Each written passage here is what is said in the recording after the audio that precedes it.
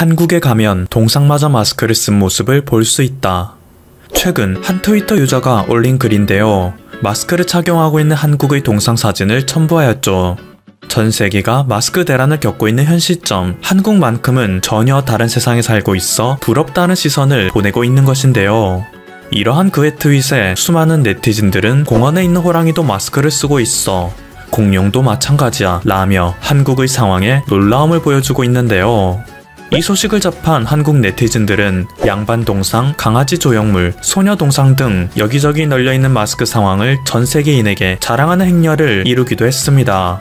심지어 한국에 파견되어 있는 영국 BBC의 로라 비커 기자 역시 한 동상이 씌워져 있는 마스크 사진을 공유했는데요. 이러한 모습을 본 일본의 한 언론에서는 지금이라도 한국을 따라해야 할까? 라며 질투의 심정을 한없이 드러내기도 했습니다.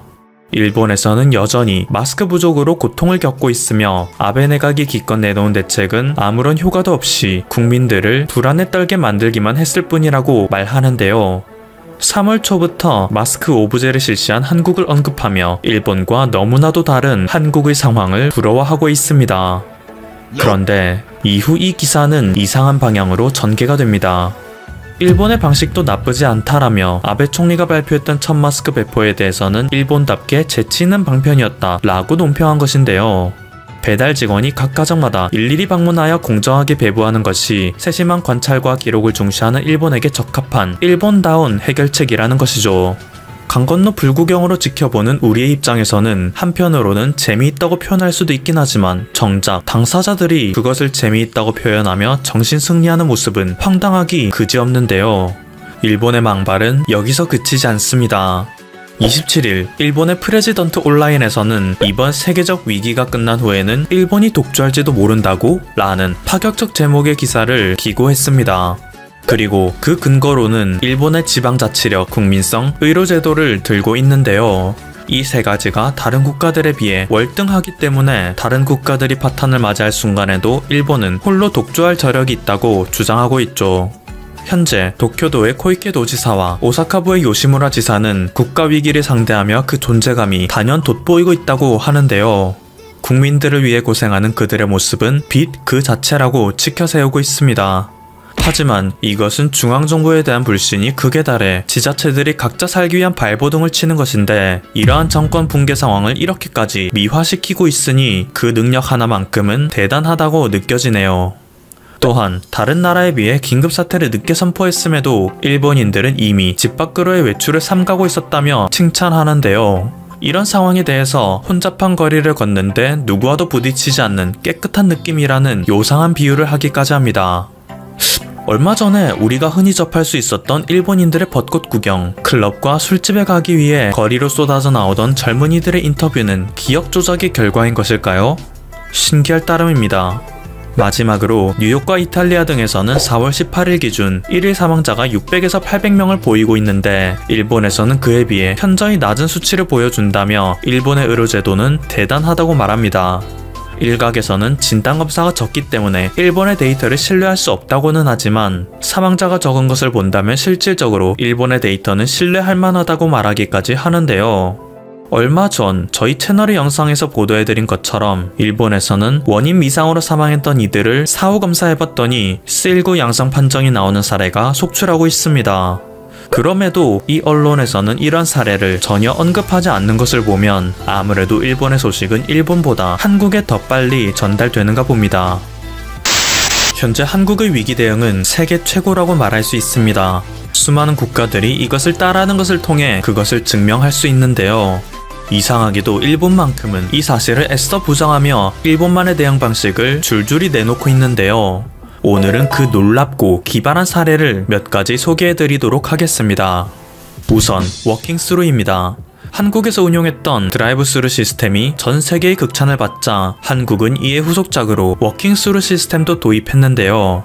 이 역시 수많은 외신에서 보도되며 한국인의 기발함은 극찬을 받았죠. 때문에 일본에서마저 끝내 한국의 워킹스루 시스템을 자국에 도입하기로 한 모양인데요. 그 모습이 조금 당황스럽습니다.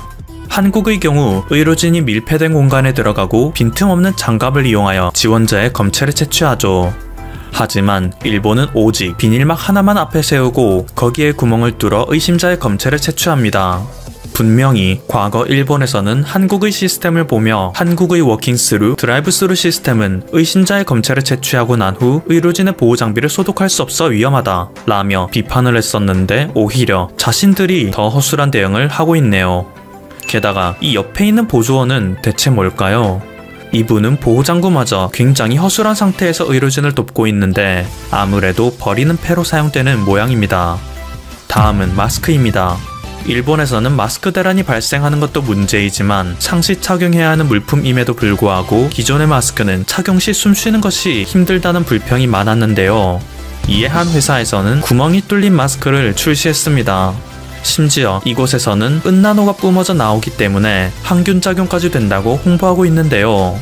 은나노 입자로 C19 입자를 사멸시키는 놀라운 기술을 개발했나 봅니다. 정말 대단하네요. 그리고 얼마 전 저희 채널에서는 일본의 한 방송에서 자가격리자에 대한 묘책으로 지그재그 취침을 제시했다는 사실을 알려드린 바가 있습니다. 하지만 역시 일본의 네티즌들도 마냥 바보는 아니었는지 아무리 지그재그로 잠을 잔다고 하더라도 같은 방에 있으면 어떤 방법도 무의미하다는 비판을 했는데요. 이를 방지하는 혁신적인 아이템이 발명되어 일본의 모든 언론에서 이것에 집중하고 있습니다. 가로 100cm, 세로 210cm, 높이 105cm의 플라스틱 격리 상자가 바로 그것이죠. 한 개당 생산 비용은 무려 40만원이라고 하는데요. 이를 접한 네티즌들은 임종체험인가? 다른 건 몰라도 관짝에 들어가 있는 기분은 미리 알 수 있겠네 라며 이런 것을 특종이라고 보도하는 일본의 언론들은 하나같이 멍청하기 짝이 없다며 황당하다는 반응을 보이고 있습니다. 일본의 혁신적인 사회적 거리두기 아이디어는 이것으로 끝나지 않습니다. 한국에서는 택배를 수령할 때 무인 택배함의 보관을 요청하거나 그냥 문 앞에 두고 가달라고 부탁하는 것이 일반적인데요. 저희 채널에서도 일전에 소개해드렸듯이 일본에서는 그 특유의 문화로 인해 배달인과 수령인이 직접 대면하여 물품의 수령을 확인하는 것이 거의 필수입니다. 그리고 이러한 관습은 이번 세계적 위기를 맞이하며 치명적이라는 비판을 많이 받았었는데요. 드디어 이것을 해결하기 위한 묘수가 등장했습니다. 이것은 일본의 오키파라는 회사에서 발명한 제품인데요. 우선 자물쇠의 비밀번호를 세팅한 후 내장된 와이어를 이용하여 자물쇠를 문고리에 겁니다. 그리고 이 자물쇠에 접이식 포대 가방을 결속시키면 모든 설치가 완료된 것이라고 하는데요. 이후 택배기사가 집에 도착하면 미리 전달받은 자물쇠의 비밀번호를 이용하여 이것을 열고 포대 가방에 택배를 넣은 후 자물쇠를 다시 잠급니다. 그러고 나서 집주인에게 발송 완료 메시지를 보내면 집주인은 이 회사의 어플을 통해 배달이 완료됐음을 알 수 있는데요. 그냥 집 앞에 놔두면 되는 것을 왜 이렇게 복잡하게 일처리를 하는지 이해하기 어렵습니다. 심지어 이 별거 단위 패키지의 가격은 3,980엔 한화로 45,000원씩이나 하는데요. 세계에서 가장 뛰어난 국민성을 가진 일본인들이라면서 택배를 집 앞에 놔두는 것만큼은 안 되는 특별한 이유라도 있는 것일까요? 한국인으로서는 이해할 수 없는 일본의 특성으로 인해 벌어지고 있는 열도의 코미디는 이것뿐만이 아닙니다. 한국은 세계에서 가장 디지털화된 국가 중 하나로 선제적이고 공격적인 검사, 사회적 거리두기 이외에도 동선 추적 시스템은 수많은 국가들에게 선진적인 디지털 시스템이라며 극찬을 받았었는데요. 한국과는 다르게 지나칠 정도로 아날로그 감성을 고집하는 일본에서는 동선 추적 시스템과 아날로그 감성이 만나 끔찍한 혼종을 낳고 말았습니다. 다음은 일본 도쿠시마 현의 직원들이 도로의 나들목에서 쌍안경을 이용하여 도로의 차량을 감시하고 있는 장면인데요. 타 지역에서 유입되는 차량들을 감시, 기록하는 모습이라고 합니다. 도대체 일본이 그렇게도 자랑스럽게 여기는 카메라 기술은 어디에 두고 이런 구시대적인 모습을 보여주는 것인지 이해할 수 없습니다. 아마 제가 일본의 전통 감성을 이해하지 못하는 것일 뿐일 테죠. 그리고 이러한 일본의 아날로그 감성은 특유의 꼰대 문화와 콜라보를 이루어 또다시 끔찍한 혼종을 낳아버리기도 했는데요. 한국도 마찬가지이지만 일본에서는 각종 업무에 도장을 주로 활용합니다. 심지어 일본은 도장에 더 큰 의미를 부여하여 말단 사원에서 사장까지 결제가 필요한 서류에서는 부하 직원들의 도장이 사장의 도장을 향해 고개 숙여 인사를 하는 듯한 모습을 취해야 하는 것이 관습인데요. 그만큼 일본에서는 도장을 사람의 인격과 동일시하는 경향이 있습니다. 하지만 이번 세계적 위기가 점점 심각해지자 수많은 국가들에서는 직접 대면 업무를 최소화시키고 웬만한 작업은 집에서 온라인으로 처리하는 움직임을 보이고 있죠. 그리고 이러한 움직임의 필요성에 대한 목소리는 일본에서 역시 조금씩 커지고 있었는데요. 앞서 설명드렸듯이 도장을 찍는 행위만큼은 일본의 모든 업무에 있어 가장 중요한 절차라고 볼 수 있기에 도장 작업은 재택근무로의 전환을 막는 큰 장애물이 되었습니다. 그런데 이것은 일본의 히타치에서 개발한 혁신적 기계로 인해 해결이 될 수 있을 것으로 보이는데요. 무려 자동 도장 날인 로봇이라고 하죠. 이 기계를 이용하면 사람이 직접 도장을 찍지 않아도 되는 것은 물론이고 사람이 일일이 찍는 것보다 훨씬 빠르고 효율적이기 때문에 일본의 실무자들에게 폭발적인 호응을 받고 있다고 합니다. 하루를 거르지 않고 참신한 아이디어들이 쏟아져 나오는 일본. 아이디어 뱅크 그 자체라는 생각이 들며 가슴속 깊은 곳에서 터져나오는 감탄을 숨기는 것도 참 힘든데요. 일본에서는 이러한 아날로그에 대한 집착으로 인해 민주주의의 틀이라고 할 수 있는 선거에서조차 너무나도 재미있는 일이 벌어지기도 합니다. 일본은 한국과 다르게 자신이 지지하는 정당과 후보에 표시를 하는 것만으로는 투표를 할 수 없습니다. 정당의 이름과 후보의 이름을 정자로 써내야 비로소 유효표로 인정을 받을 수 있는데요. 이 때문에 한자를 제대로 모르거나 악필인 국민들의 표는 모두 무효화가 되는 경우가 허다하죠. 그런데 이것뿐이라면 그나마 다행이지만 더욱 어메이징한 일이 발생할 때도 있는데요. 최근에 시즈오카에서 열린 한 보궐선거에서는 타나카 켄이라는 이름을 가진 후보가 2명이나 출마하는 사태가 벌어졌습니다. 이름의 발음뿐만 아니라 한자까지 정확하게 일치하여 만약 어떤 국민이 자신의 투표용지에 타나카 켄이라고만 작성하여 제출한다면 이 두 후보는 각각 0.5표씩 나눠 먹게 된다고 하죠. 타나카 켄이라고 적힌 투표용지가 1만 장이 있다면 두 후보가 각각 5,000표씩 나눠 먹는 희한한 시스템인 것입니다. 이런 일이 흔하지는 않지만 너무 말도 안 되는 허점이 있다는 것이 밝혀졌기 때문에 일반적인 사람이라면 이 시스템 자체를 대대적으로 갈아엎어야 할 것이라고 생각하는 게 정상일 텐데요. 일본에서는 이걸 또 기상천외한 방법으로 대응해버립니다. 두 후보의 이름은 같아도 나이는 다를 테니 후보자의 이름 뒤에 나이를 적어서 제출하라는 것이죠. 즉 42세의 타나카 켄과 54세의 타나카 켄 중에서 자신이 지지하는 후보가 42세의 타나카 켄이라면 타나카 켄 42세라고 써서 제출해야 한다는 것입니다. 실제로 이 후보는 유세활동 당시 이름 뒤에 나이까지 써주세요라며 올바른 투표용지 작성 방법을 알리는 활동을 하기도 했습니다. 공약 하나를 더 알리는 데 힘쓰는 시간도 모자랄 텐데 말이죠. 그렇다면 만약 이름도 같고 나이도 같으면 어떻게 해야 할까요? 참 이해할 수 없는 일본의 문화라는 생각이 드는데요. 이렇게 보면 왜 일본의 국민들이 정치 참여에 그토록 무관심한지 어느 정도 이해가 가긴 합니다. 일본의 정치들은 이것을 노려 이 희한한 제도를 유지하는 것일까요? 일본의 엉망진창 시스템이 이렇게 날이 갈수록 부각되자 일부 언론에서는 이러한 일본의 뒤떨어진 관습에 대해 비판하는 기사를 내보내기 시작했습니다. 재난 상황 속에서도 재택근무를 할 환경이 구축되어 있지 않다며 일본의 인프라는 최악이라고 주장하는 곳도 있는가 하면 일본 정권의 모든 대응 방식은 세계의 상식으로부터 한참 떨어져 있다라고 하기도 하죠. 심지어 일본의 뉴스위크에서는 일본의 위기는 C19 위기가 아니라 인재다 라며 일본을 궁지에 몰아넣고 있는 것은 C19가 아니라 일본을 움직이고 있는 사람들이라고 비판하기도 하는데요. 이렇게 일부 언론에서는 일본의 현실을 성찰하는 모습을 보이긴 하지만 영상의 앞에서 계속 소개해드렸던 것처럼 막상 일본에서 나오는 모든 행정 절차와 발명품들은 일본 특유의 간섭에서 벗어나지 못하는 것들 뿐이라 이번 위기를 겪더라도 일본이 종전의 모습에서 탈바꿈하는 것은 거의 불가능하다는 자조의 목소리가 짙어지고 있습니다. 추천 한번 정중히 부탁드리면서 들어가 보겠습니다. 제가 한 일주일 정도 녹음물 업로드가 없었는데요. 긴급하게 생긴 여러 개인적인 가정사가 있어서 업로드가 조금 늦었습니다.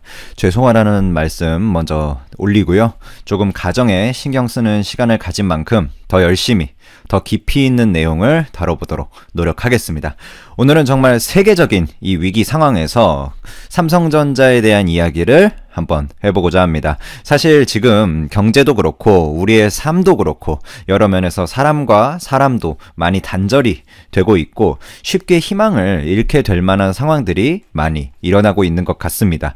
그럼 세계가 인정하는 우리나라 대한민국의 지금 최고의 기업이라고 불리는 삼성전자는 이 상황에서 어떻게 행동을 하고 있는가? 그럼 만약에 위기라도 뭐 모든 걸 긴축하고 소극적으로 희망을 잃어버리고 미래가 어두울 것이라 판단을 하고 그 엘리트 집단이 모든 투자와 고용을 줄이고 있는가? 만약에 그렇다면 지나가는 위기가 아니라 우리나라 전체에 대한 크나큰 재앙의 수준으로 발전을 할 수 있겠죠. 하지만 삼성은 분명 그렇지 않았습니다. 삼성은 이 수많은 악재가 터지는 이 와중에도 자기 할 일을 묵묵히 꾸준히 해나가고 있습니다. 여러 위험과 어려움에도 중국 예를 들자면 산시성, 시안의 제2공장 X2죠. 여기서 낸드 플래시 출하를 계획대로 이어가고 있고요. 세계 최초의 화성 EUV 라인 또한 본격 가동에 이미 들어갔고 경기 평택의 제2공장 D램 생산 라인 증설도 경기 위축, 미래에 대한 불안 이런 것과 전혀 상관없이 계획대로 진행하며 미래에 대한 자신감을 보여주고 있습니다. 하나하나 조금만 디테일하게 짚어보면 시안 공장 같은 경우에 지난 10일 제품 출하식을 진행하고 5세대 V낸드 플래시를 양산하기 시작을 했고요. 총 2단계로 진행되는 이 시안 2공장은 이번 1단계 투자로 웨이퍼 기준 월 한 6만 5천 장의 낸드 플래시 생산 능력 캐파를 갖출 것으로 보이고 2단계 투자까지 총 완료되면 한 13만 장 월에 요 정도 캐파가 반영되지 않을까 보고 있습니다. 또한 지난달에 세계 최초로 또 가동을 시작한 화성에 있는 우리의 자랑스러운 EUV 파운드리 미래를 향한 비메모리 생산 라인이죠. 이 파운드리 전용 라인 즉 V1도 본격 가동에 들어갔습니다. 이 라인에 대해서는 개인적으로 대통령이 직접 시찰을 하기도 하고 그때 파운드리 정의승 사장이나 이재용 부회장 같은 사람도 직접 그때 대면을 하고 자주 방문도 하고 하면서 언론에도 대중들에게 많이 노출이 되었던 그 라인이죠. 이 라인은 2018년에 착공을 해서 지난해 하반기에 완공이 됐고요. 지금까지 투자된 것만 7조 규모이고 향후 20조까지 이 V1 라인에만 투자가 된다. 어마어마한 규모다. 이렇게 보시면 됩니다. 이 주가가 기업의 미래 가치를 반영한다고 흔히 말하는데 삼성이 정말 미래에 대한 즉 기업의 미래에 대한 모든 걸 포기할 만큼 좌절하고 있다면 이런 대규모 투자를 취소하고 축소하고 일단은 안정적인 현금 비중만 높이겠죠. 하지만 절대 그렇지 않고 미래의 희망을 보고 계속해서 투자 이어가고 있다는 것을 분명히 말씀드립니다.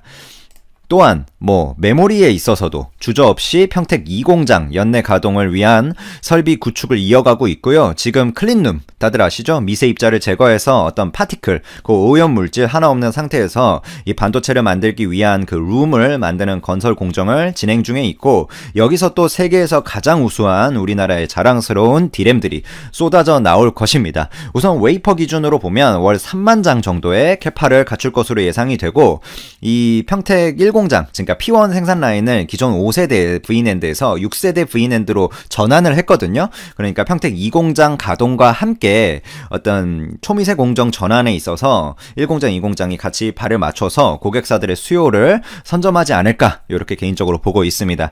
자, 여기까지가 삼성의 캐펙스, 즉 시설 투자 측면에 대해서 어느 정도 짚어봤는데요. 진정한 투자는 물론 캐펙스도 당연히 중요하지만 인적 자원에 대한 투자가 진짜 미래를 위한 사람이 결국에 사람의 투자를 하는 거잖아요. 기업에 투자를 한다 하더라도 결국에 그 기업을 운용하는 그리고 기업을 키워가는 사람에 대한 투자라고 볼 수 있는데 즉 인적 자원에 대한 투자가 진정한 미래를 위한 투자라고 볼 수 있겠죠. 이 측면에서도 삼성은 계속해서 나아가고 있습니다.